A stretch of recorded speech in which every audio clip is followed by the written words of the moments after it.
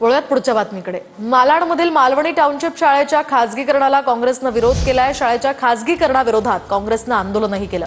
खासदार वर्षा गायकवाड, आमदार असलम शेख यांनी पालकांसह यावेळी निषेध आंदोलन केलं होतं आणि यावेळी आंदोलकांना पोलिसांनी ताब्यातही घेतल्याची माहिती आहे। अधिकची माहिती आंदोलनासंदर्भात जाणून घेऊयात ग्राफिक्सच्या माध्यमातून। मालवणी टाउनशिप शाळेच्या खासगीकरणाचा आरोप करत मुंबई काँग्रेसने आंदोलन केलं।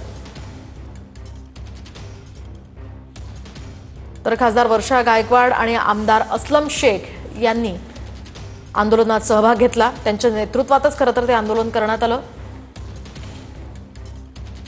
मंत्री मंगलप्रभात लोढा यांचा कार्यक्रम टाउनशिप स्कूलमध्ये आधीच निश्चित होता। मंगलप्रभात लोढा येण्यापूर्वीच काँग्रेसने आंदोलन सुरू केलं।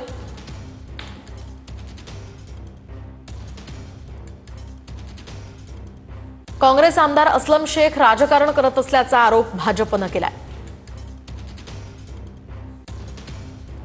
तर दुसरीकडे शाळेचं खासगीकरण होऊ देणार नाही असा इशारा असलम शेख यांनी दिला।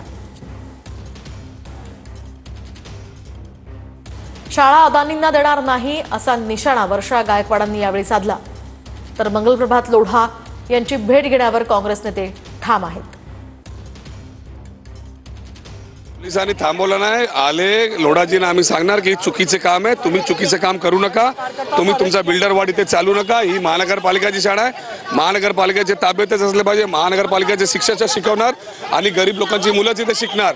शाळा चालू नाही झाली आणि तिकडे बसलेले ती बिल्डिंग इन्चार्जनी लोकांकडून पैसे घेतलेले आहेत, लोकांनी तक्रार केलेली आहे, लोकांकडून लाखो रुपये घेण्याचं काम केलंय, तेही गुन्हा दाखल करण्यासंदर्भात आज आम्ही लोढाजीला सांगणार आहोत। विरोध असासाठी विरोध कोण केले?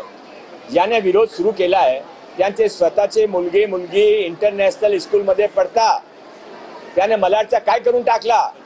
मलाडमध्ये जितकी सरकारी जमीन होती, सर्वात जास्त ओपन जैन सरकारी जमीन मलाडमध्ये होती, मालवणीमध्ये होती। सर्वांमध्ये एन्क्रोचमेंट करून दिला।